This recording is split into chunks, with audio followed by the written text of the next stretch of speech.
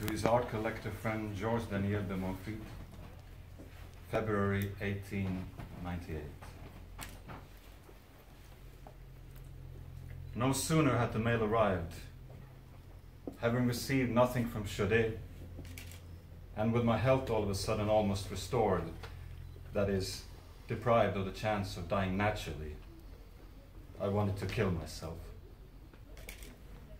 I went to hide in the mountains where my corpse would have been consumed by the ants. I had no revolver, but I had arsenic that I had hoarded at the hospital. Was the dose too strong, or did the subsequent vomiting offset the poison? But after a night of terrible suffering, I returned home. Our resolve was then set for the month of December. Before dying, I wanted to paint a large canvas I had in my head. And I have worked day and night in an unheard of fever. To be sure, it is not a canvas executed like a Pavie de Chavannes, with studies after nature, then preparatory sketches, etc., etc. All this is done from memory, from the tip of my brush, on industrial canvas full of knots and imperfections, so that its appearance is terribly rough.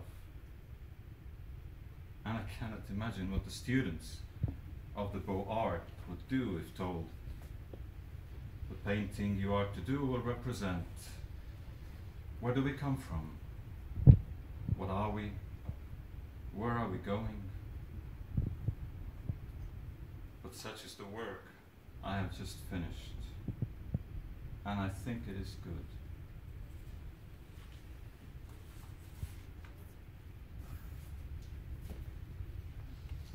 In old age, then, to turn to painting, with other loves fulfilled, to gild the blackish crimson scripts of river sunsets, stillness on the veranda, color blindness for the brush.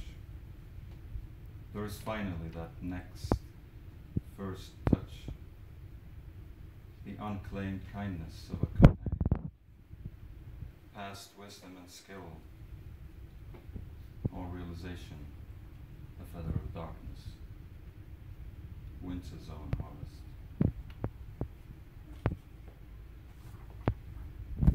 Yes, but waking, I found A beside me in my bed.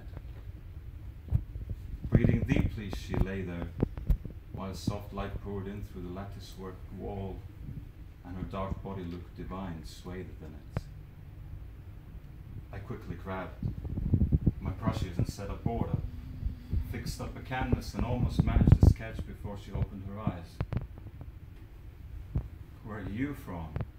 I asked her, but furtively she didn't say a word.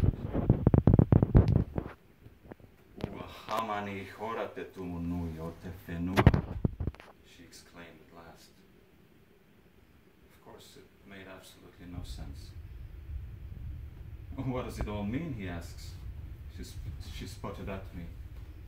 "What does it mean?" Her gaze was at once full of charm and fury. "It means," she then said, "it means that I'm a goddess. And you're a poor excuse for a dog."